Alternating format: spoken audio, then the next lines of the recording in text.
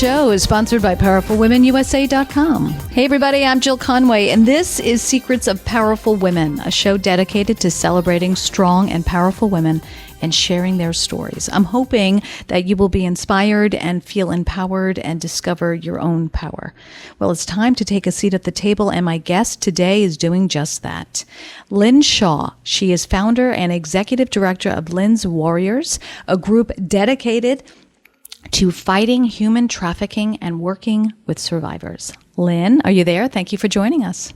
Absolutely, Jill. Thank you for having me today. This is crucial and critical that we discuss this, not only what's happening on Long Island, but around our great country. But also, I want to throw out to you a great big shout-out. Congratulations on your new show, on doing all of this, and truly bringing women together to talk about issues. Oh, thank you. I appreciate it, Lynn. And you are one of those powerful women. So let's jump right in and tell me exactly what you do. That would be hard to explain, but I am a warrior, and that means 24/7, 365, I work on the issues of human trafficking, everything that goes along with human trafficking. Now, people are a little bit confused. The definition of human trafficking that you will always hear is the use of force, fraud, or coercion to get somebody to do something against their will.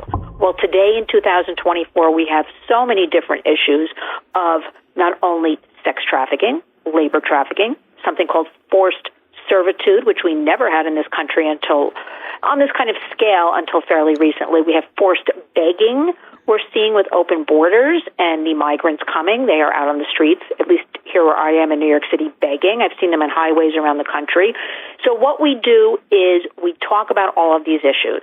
We raise awareness with the public, and not only that, we work in our state capital, Albany, and also on the federal level with creating legislation policy to protect people. That's kind of it in a nutshell. That's a big nutshell. So how big a problem is it? We'll start with Long Island. I know it's a big problem in the U.S. and really across the globe, but how big is it? Like, what are we talking about here? Long Island is sort of like that forgotten place with sex trafficking, with labor trafficking. It has been going on for decades, but not to this extent. We found out absolutely sort of around the COVID time when people could really spend time looking into things, what was going on. We have always had a problem on Long Island with MS-13, that violent gang, right? We've heard about them in the media here and there, but not too much.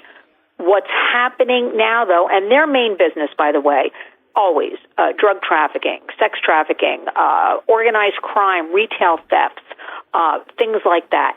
Now, combined with the open borders and the cartels, they're easily, in my opinion, not my opinion, other people will attest to this, operating, complicit with bringing all of these new people, the cartels, right into the United States. They're very smart because they said, you know what, MS-13 has been out there for a couple of decades. Let's just pay them, partner with them, and let's build our business. So now we have the cartels empowering MS-13, and this is the tip of the iceberg. I guarantee you, you are going to see an explosion and hear about weapons trafficking, drug trafficking, sex trafficking, labor trafficking, and it is, again, sort of the forgotten territory. So we need to speak up about this and also talk about how they're infiltrating our public school systems. So let me ask you this. So for people who, you hear the term human trafficking or sex trafficking, give me for example, give me a scenario. Who is being targeted and how do they go about doing that? So this kind of tips people off that maybe it's happening to someone I know, right? That's a good question. I'll tell you why, because we also deal at the Warriors with a lot of victims and survivors of human trafficking. Those are things, Jill, we don't advertise. We don't put out that kind of vulnerability, on Facebook. We're not looking for clicks and likes about that kind of work we do. And understand, human trafficking, it intersects with domestic violence. All of these things go together to create this criminality. So what we have going on is every single person and child, every single person is a target of human trafficking. Now, let me explain that. First of all, what is the key? Vulnerability. We saw in the last few years how vulnerable everybody became when they became isolated during COVID, and then getting back into society. We're still feeling all of these effects greatly. We have studies now that are showing us how the kids, and we have a well-documented youth mental health crisis. Our yes, own we do. U.S. Surgeon General, yeah. And so anybody who's vulnerable, and the kids got so used to, you have to think of 30 and under, kind of grew up in the bubble of being born into online. Their lives are online. Not only that, their friends are online, their families are online, and also their school was forced online. Schools are forcing kids to do, certain schools, all of their studies and works. They don't have books anymore. They're doing it all online. Wherever the kids are or wherever people are, so are the predators. So the scenario is, if you don't put guardrails, here's what I have to say. Having a device, a phone, a laptop, a Chromebook, a gaming. We don't think about gaming a lot, but boys are being targeted on the gaming, the consoles, all of that. It's very simple. You need to only be involved with your actual friends on those platforms, not allowing strangers, not because of this youth mental health crisis, everybody is comparing. So they're looking for clicks and likes and traffic. How many numbers do you have? So they're allowing anybody onto their, for instance, iPhone or Android. They're just allowing people on because they want those numbers. And that's where the problem lies. That combined with the vulnerability, the mass confusion, and listen, because they're so vulnerable, this goes for boys too. We have a problem with sextortion in this country, which is a crisis that few are talking about. That is where sextorting somebody for money because they put a nude image. And we've seen those stories, yeah. And it goes on and on. But the thing is, the kids today have grown up. They've become habituated, normalized to all of this sexuality, all of these images being thrown at them online. Look at entertainment, look at music, look at everything. Very sexual, right? It always kind of has been, but it's really picked up now. We've got sites like OnlyFans kids have access to, even though they say we're for 18 plus, we're an adult site. There's no age verification. You check a box, you say you're 18, you're on the site. So what I'm saying is a girl, as an example, or a boy, may be in their bedroom at night with a device, a phone, and, they start scrolling. It is truly an addiction. We have studies, and they're scrolling. And somebody starts talking to them, and they feel lonely, or they feel like, ooh, here's an image. The guy sent me, we'll use a girlfriend out. The guy sent me an image. Oh, he looks cute. Oh, and because we're in a society, Jill, that also we've given away all of our information, right? We feel compelled, so many people, to give away private information. This girl, for an example, may start saying, I'm having a fight with my mom today, school didn't go well, and the guy will say, tell me about it. Oh, okay, well, what town do you live in? Right, you're so beautiful. She shouldn't fight with you, things like that, right? Exactly. Yeah. And they form this bond. We used to say 48 hours. We are now saying 24 hours. Oh, my gosh. And that's where the problem is. Because usually that 15-year-old girl, as an example, who thinks she's talking to a 15-year-old boy, that is a guy named Biff, who's like 60 years old, sitting on a computer in his garage. So the kids are being fooled. So we have to there are so many scenarios about this. We have to keep talking about it and raise awareness and open the lines of communication. It is the only way to start making a dent. If we all know about it and know what take actions and resources to use, here's the truth. We're not stopping human trafficking. It is too big, and you will hear from law enforcement, number 2 crime, drugs being the number 1, but I am hearing in the last few months it's rivaling the drug trade, the human trafficking. It is making more money, and it's easier to traffic people because of all these vulnerabilities than to deal with drugs and shipping and wrapping and all, the people involved. It is so easy. And the demand, I want everybody to sit down listening to this, the demand is for children. The younger, the better. Oh, it's disgusting. It really is. Let me ask you this, because I think you touched on a good point. Like, often we think, people can get contacted through social media, obviously, like you said, and they contact the kids. And I think most kids don't obviously realize what's happening, right? So they just meant, I have a new friend. I'm playing whatever game with them, right? Not ever thinking that this person is Biff, who's 60 and is a creep, right? And then is there other scenarios too? like for example, like I think we spoke earlier, but women who are maybe looking to come to this country who, hey, I want to get to that country, I want to live a better life or whatever, and then they think they're just getting a deal to come to the country, not realizing what that deal is. Jill, there are so many issues, that being one of them. I just want to go back before I forget and tell you, though, we know online 1 in 4 kids ages 9 to 17 will be approached by a stranger. So that's about 25%. Remember, numbers are always higher. This is what we know about. Sure. Of that 25%, we know that about 45% are actually going out to meet that person in real time. Oh, my God. Wow. So just think about that. There are so many different scenarios. Getting back to the whole border migrant situation, many women are coming here. Jill, you'd come here, I'd come here. Right, here, of course. Right. You can get housing, you can get food. They work for pennies. They actually give birth in a lot of these countries. I should put a warning out, but I'm putting a warning now, everybody. They give birth in a field.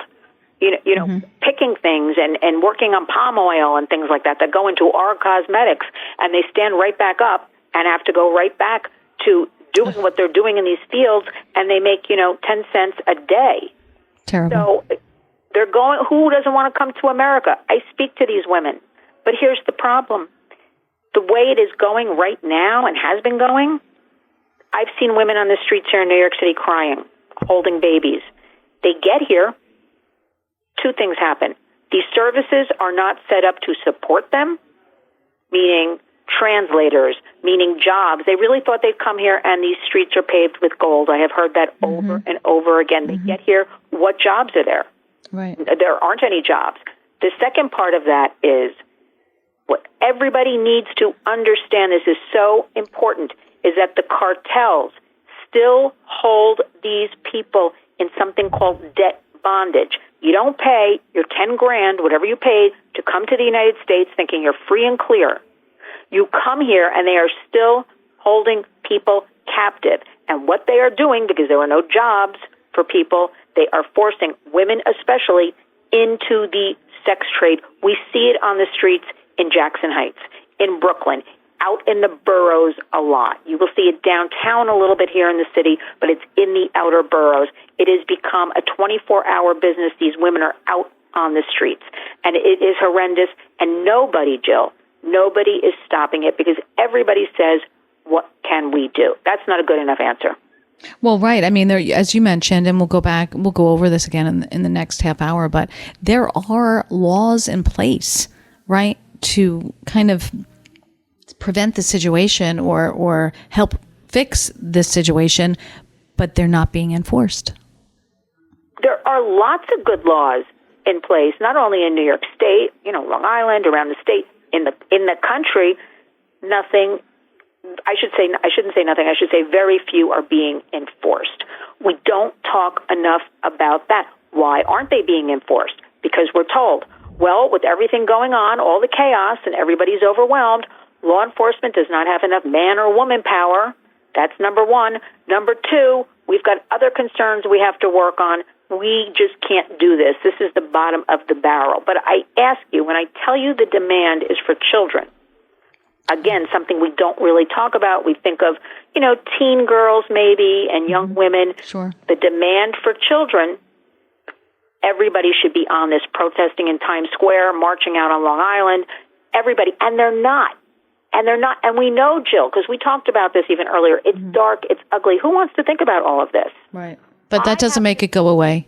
That's the scary thing. No, but you with your platform, me being a warrior, we have to raise the awareness. We have to spread the word. We have to tell you it's okay to talk about it because this is happening at such alarming rates. Something has to be done. And again, the laws are not being enforced. Everybody's looking the other way. Nobody's really dealing too much with pimps and traffickers. And we never talk about that whole thing about the demand. The United States is the biggest consumer of child sex in the world. So that's a tough one. Yeah. Well, all right. So who specifically, the demographics of you said the children being targeted, what are the ages? If you go online, if you look, if you read, remember, the studies are fairly old for all of this. Most of the human trafficking stats, this, that, are before COVID. Okay. So we know, we even have studies that are from 2012. Now, a lot has changed since 2012.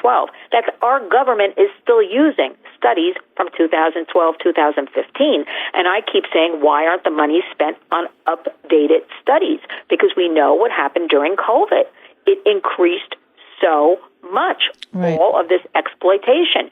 So what we're talking about, if you look online, read anything, traditionally people will say, well, the average age, you'll see on websites like 12 to 14. We know the ages are really younger, 9 to 11. That is what law enforcement we work with tells us. However, it is really even younger than that. Nobody is willing to really come out and say, okay, people want 2-year-olds. Oh, my God. Nobody's willing to say during COVID, when people were in the house, they needed money, or it was a single mom who had a landlord, they trafficked, they sold their own children.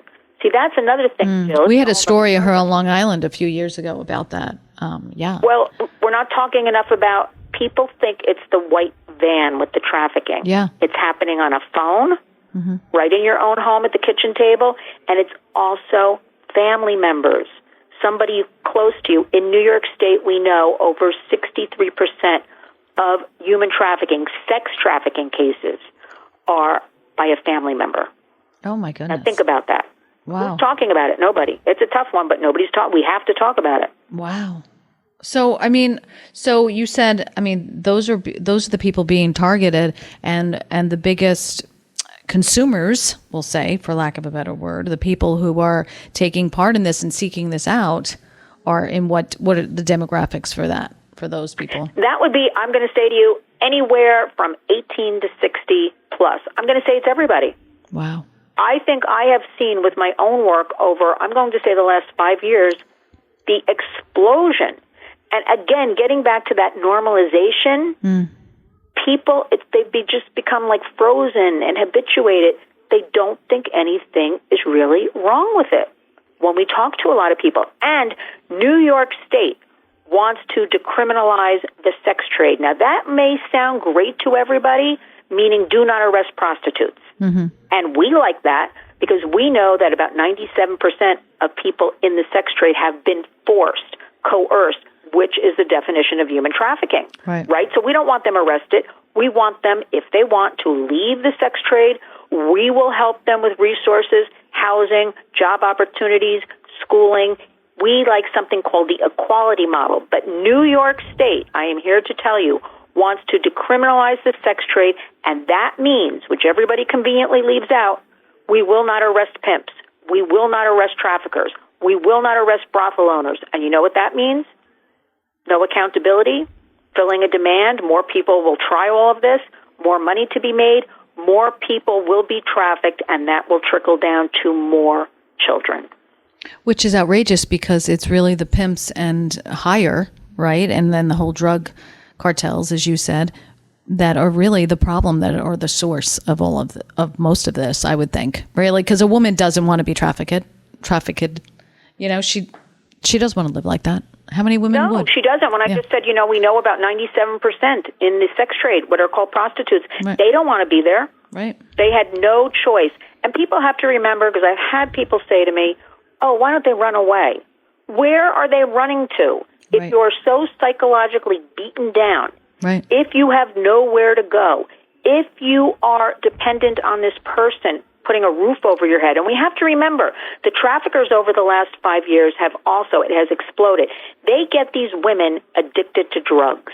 They also, so they're just, like dead weight. They can't even think straight. They're just thinking about they're there, or a roof, or maybe I'll get a hamburger if I behave. They're not even getting the money from any of this. And then we have that going on. And so who is going to step in? When I have law enforcement that we work with, we're pro-law enforcement, and they say, Lynn, we don't know where to bring people, we don't know where to put people. And then we have a government, we have laws in place, not being enforced, and the work on the federal government. And everybody should remember, this is bipartisan, belongs to no political party. It's human rights abuses. And the government in Washington, so many laws pending for bipartisan legislation and just stalled, just sitting there. I can think of about 15 bills right now. Wow. There, waiting. Wow. And that's what the public has to know about, because we need them to step up and write to their representative and say, I want this passed, because numbers count. They do keep records on that. It is a fight, but we have to be in it every day and keep talking and talking and talking about it and not sweep it under the rug. We cannot have the full decriminalization of the sex trade in New York State. I guarantee you, because I heard about 2 years ago they were already thinking it would be passed. It hasn't been passed in the last 2 years up in Albany. They were already warehousing kids up in Hunts Point, which is in the Bronx, Sure. anticipating it was going to get passed, and it didn't. It scares me to death.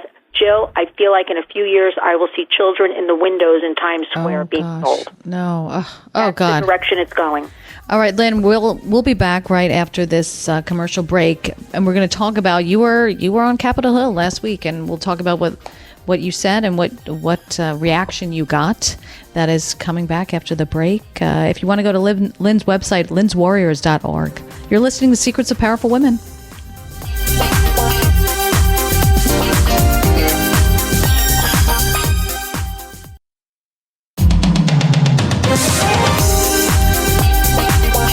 Welcome back, everybody. You're listening to Secrets of Powerful Women. Lynn Shaw of Lynn's Warriors is back with us now, and we've been talking about human trafficking.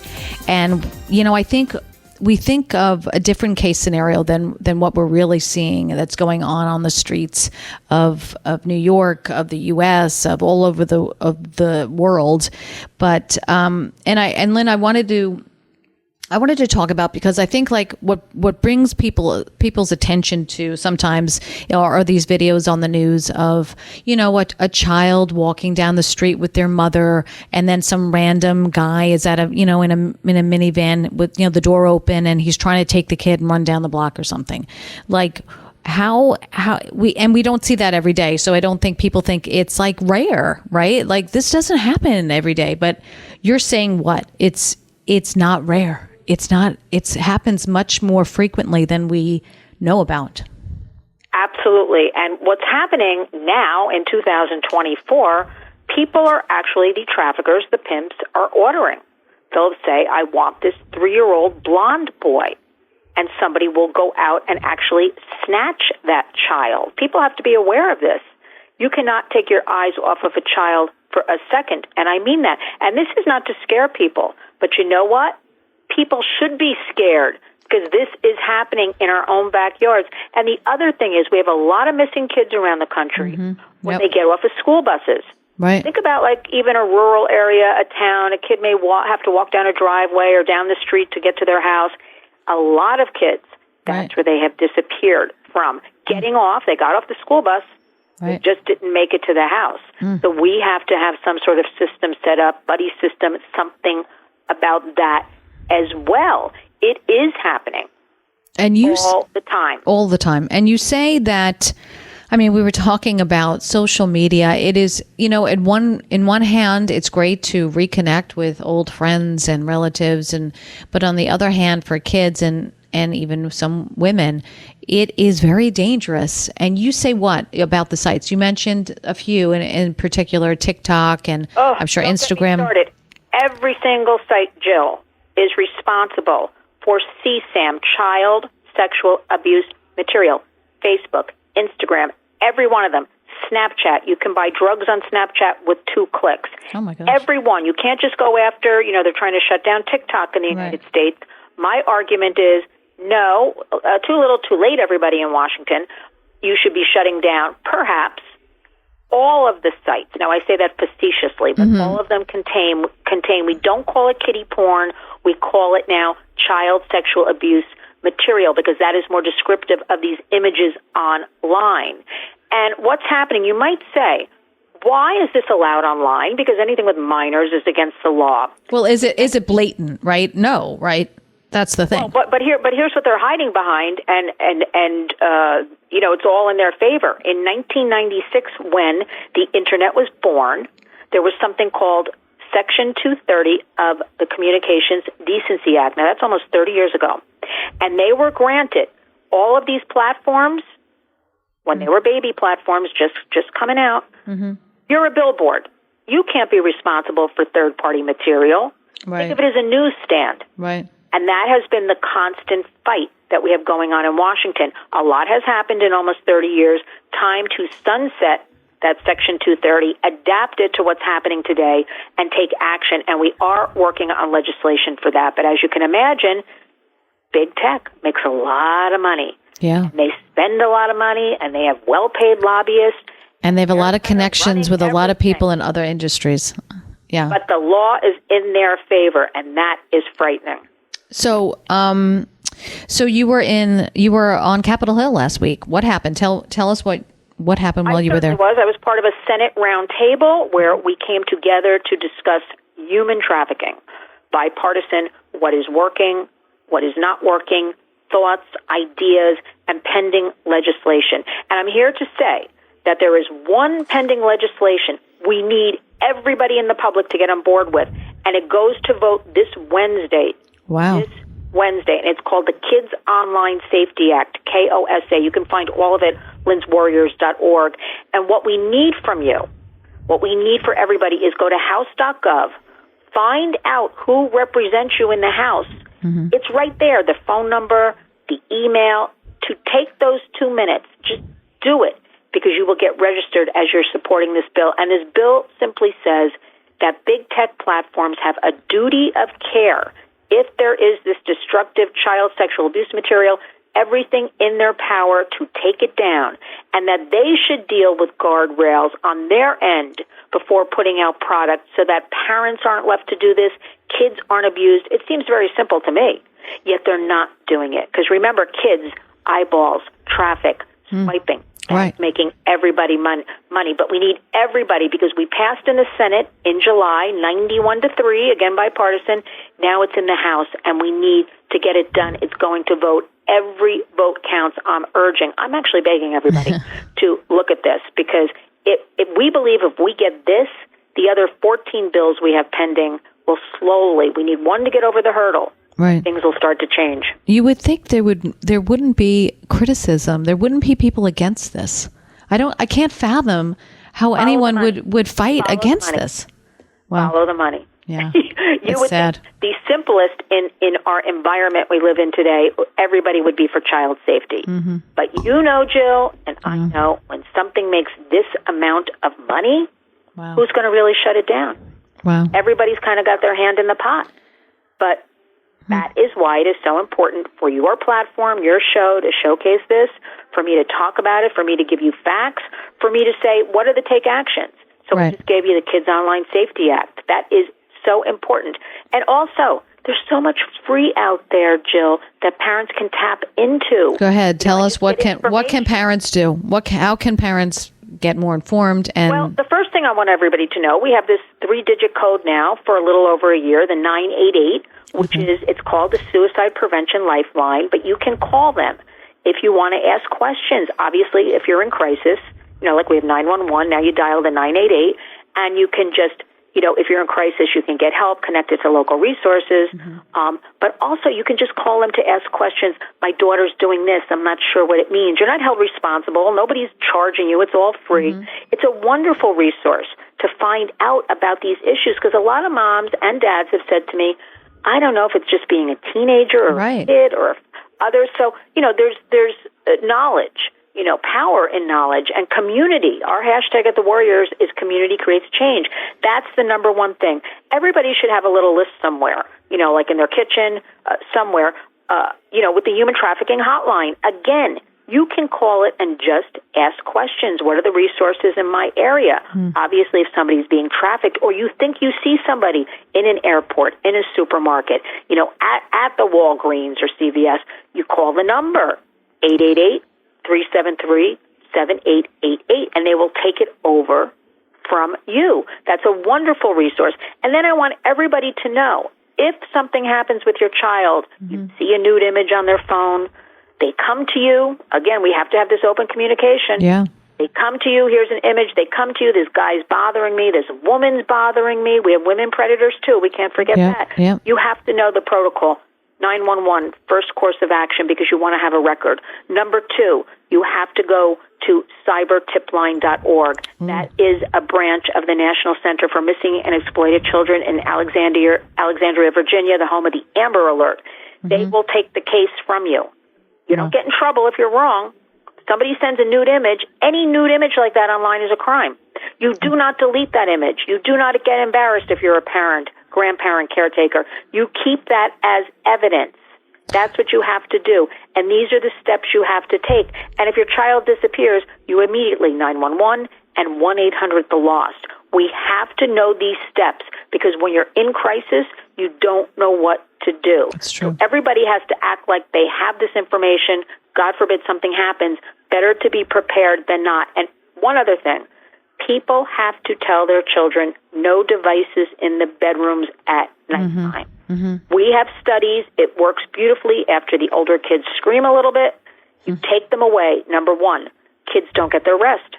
Teachers across the country say the kids are falling asleep on their desks. They're up all night scrolling. Remember, it's addictive.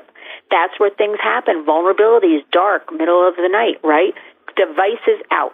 Locked away or in the parents' bedroom, get them out. And that goes, the kids are watching us. Well, I have a question. I wanted to ask you that. We have to lead by example. We have to do this. I wanted to, I think that when people take pictures, and I think this is an important thing because, I have 3 kids. They're older now, but they were in situations where someone they knew took a picture of themselves to send to a person they like, in class or, whatever. And people might be horrified to hear that, but they do it at young ages too. And they, you don't know where it goes, right? So people are asking your kids to send them photos, right? To hold it over their head, right? This whole photo thing, Jill. Let me just backtrack a little bit. We have always preached at the Warriors, do not put your children's pictures online. Well, you know how that goes. Yeah. No one listens. Yeah. We know everybody's proud of their kids, their grandkids. We know back to school. We know, whatever the sports things are. I am telling you, the predators scout out that particular type. Oh, my God. Also, we're sitting on AI, artificial intelligence, artificial generative intelligence, this AGI. This will really be the death of us. And tech people I work with behind the scenes, they won't say it in public, but they will say to me, Lynn, this is more evil, this artificial intelligence, than good. Right. And that is why we as the parents, adults, have to be armed with the information, right? Right. But the other thing that gets me, before I forget, those school signs people put on their lawns all over, like, congratulations, Betsy, from the 8th grade. And I saw pictures last year on some of the signs out on Long Island, actually. You're telling this child lives here. This is the child's age. This is what the child looks like. They know, and even if it's just congratulations from 8th grade or high school, they know you have a child in your home. How dangerous. We're giving away personal information, and we cannot. We have to teach our kids, do not give away personal information. We have to do it from a young age. From the age of 2, 3, you have to ingrain in them no personal information. Oh, my God, Lynn, that is such a popular thing to do on Long Island, is to put that lawn signs, right? Oh, Ricky, Bobby, Lucy, they're just graduated kindergarten. Yeah, and here's their picture. To every predator criminal out there. Oh, my God, I didn't even think People will not listen. So what are some red flags for parents? If you're saying your child could be, what's the percentage of kids that are contacted? Did you say that already? Like any random? What we have, the last figure was 9 to 17-year-olds. We know that 25%, so 1 in 4 online, are contacted by strangers. Now, how can parents find out? I mean, should they be looking at their kids' phone? No, I don't believe in looking at kids' phones, telling a child, I'm taking your phone away, screaming at a teenager. None of that works. Right. What works, if you know this is happening, you have to sit down with your kids. Maybe you're driving them to school. Maybe you're driving, I don't know, on your Sunday ride, and you lightly bring up the conversation. So tell me what games you're playing, Billy, online. Open it up. It's not us versus them. We have to create these partnerships, these digital family partnerships now in our homes. And I always tell the parents who say, well, I don't want to intrude on their privacy or ask them too many questions. You better, because the predators are there. And I bet most parents they bought those phones. They pay for that internet. They pay for that router in your home. It's not your child's phone. You all own the devices. We have to get away from that. You have to talk to your kids. Right. You have to break through and have open conversation. And I don't understand because the predators talk to them. Right. The kids are exchanging nude images. We're talking today about all of these things happening online that are horrible. Let the parents and caretakers be the leaders. Let us be the leaders. We live in a digital world. It is not going away, Jill. So let's learn how to deal with it. It does not work. A kid without a phone does not work. However, there are companies like Gab, GABB.com, and also Bark, BARK.US. Looks like an iPhone, looks like a Fitbit. And you know what? They only have calling and texting capability, no internet. So your child, say you have a 13-year-old, right? We always say delay is the way with all the devices. But again, there's parental autonomy. Cannot tell a parent when to buy any of these devices. But if you are, you can look into these companies and you can get something that looks like just like an iPhone. Right. The child won't feel left out. And you can program in with them, mom's phone number, dad's phone number, grandma's phone number, their friends. And at least they have a device and text because most parents are fighting us. We have a school program across the country, phone-free schools movement. The kids want it, believe it or not. Our studies are showing they want the phones out of the classrooms. They want them out of the cafeteria. They want to get that pendulum is, the good news, slightly swinging back. The kids want to make eye contact and talk and not text each other. Yeah, They're sitting next to each other in the cafeteria. The parents are fighting. They're saying, we need to have get a hold of our child all day long. If there was an emergency, yeah. It's a big thing going on right now. So I suggest that also parents, in some way, shape, or form, know your child's curriculum, get involved. We know everybody's busy. You have to know what's going on in the schools and take part. We've got that phone-free schools movement. We've got the whole thing right online at linswarriors.org. Approach. It's a district by district or school by school. There's no federal law for any of this or even a state law. I mean, Governor Kathy Hochul's talking about it, but you know what? The last I heard is they talk about it. She wants phones out of the schools by 2025. There's no plan in place. Well, there's some districts, but there, you should have concrete plans that work. There are some districts, right, who will apparently implement it soon, but I know a lot of parents are fighting about it. So quick, we have about 5 minutes left, and a couple of things. Red flags for parents to look for. Their child acting weird, or what's a red flag for that a parent says, wait a minute. Teens act weird anyway. Do not leave your child. When parents complain they left a 3-year-old on an iPad, and then when they walk back in the room, they see porn on the iPad, because again, the predators hack everything, break through. Be very alert. Be very aware. Go to Lynn's Warriors every day, the website, and look at the headlines. Look at what's happening. Look at the suggestions I give. If your child shows up, for instance, a daughter, all of a sudden she has clothes, and you didn't buy them. She's 12 years old and has a Louis Vuitton pocketbook, that's a dead giveaway. Or all of a sudden she's got all this makeup, from Sephora, or fancy manicures and things like that, and you didn't buy it, dead giveaway. Make sure, talk to your kids, make them aware. Lots of kids buy burner phones. They have double phones. The parents never know. Talk to your kids. Say, I know you can buy a burner phone. You have to have the open and honest communication. Are they going out at night? Do you know who their friends are? Remember, you got to know who their friends are. You have to be aware and do your homework here more than ever.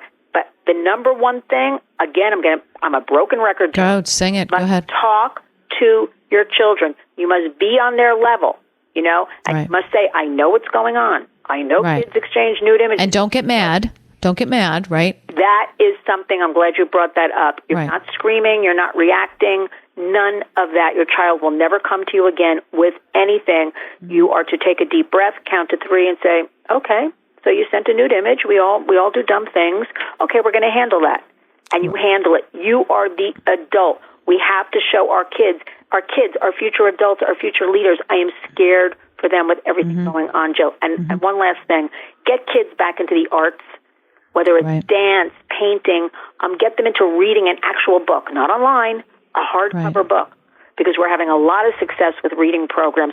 Get them back to things we grew up with, because the studies are starting to show they like it that way. Sure. So let us keep pushing in that direction. But anything that's odd, in your home, in their bedrooms, jewelry, anything like that, that's a red flag. That's a red flag, and you need to investigate it immediately. All right, we have about 2 minutes left. So, Lynn, what is your goal over this next year, over the next 5 years? Where, what are you focusing on? The goal is for everybody to become a warrior. Again, our hashtag is Community Creates Change. Mm-hmm. I want everybody educated on this subject. I want everybody to take action. I want everybody to know what to do. And I want everybody to participate with our government in saying, we urge you, Senator so-and-so, or Congressman or Congresswoman, to take part. We no longer can live separately. We have to do something because it is escalating in front of our eyes as we're sitting here talking, Jill, incredibly fast. The goal is always also to support survivors,